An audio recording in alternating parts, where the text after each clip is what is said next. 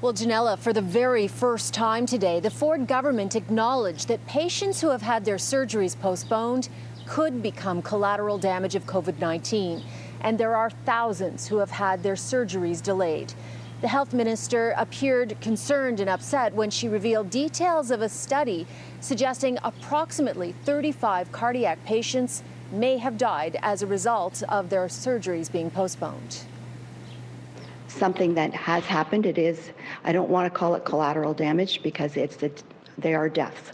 And that is very concerning and sad to all of us. The minister's office later clarified that the study, seen here, is a projection of possible cardiac deaths, not actual cases.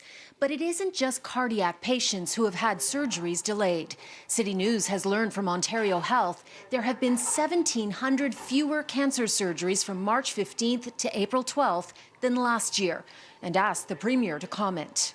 Well, it's something close to both of our hearts, and you know, I've faced this in our family with my dad, my brother, and my mother. There's no one that wants to get this done more than I do.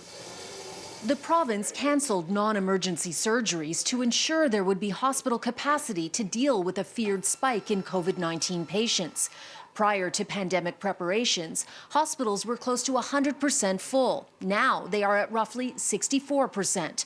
According to the Financial Accountability Officer, 52,700 procedures have been cancelled, and 12,200 more will be postponed every week the pandemic plan remains in effect. City News has been calling GTA hospitals to see what the impact has been in their operating rooms. Women's College estimates it's reduced surgeries by about 90%. University Health Network says in the last 4 weeks it has, quote, parked 2,000 cases. Humber River says its elective surgeries have gone from 75 to 100 a day down to 5 to 10. The health minister says the province is working on a plan to resume surgeries when it starts easing COVID-19 restrictions. But the cardiac study she referenced also concludes the Ontario healthcare system theoretically has sufficient capacity to treat all critically ill COVID-19 patients and resume some elective cardiac surgeries.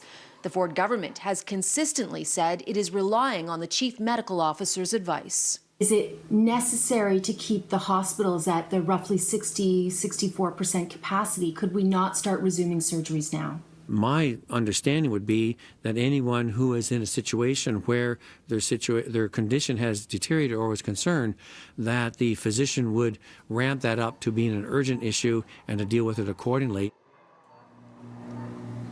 Now, Premier Doug Ford was also asked today about Quebec starting to open up elementary schools and businesses in May. He replied by saying he would protect children at all costs and he would not do that here in Ontario.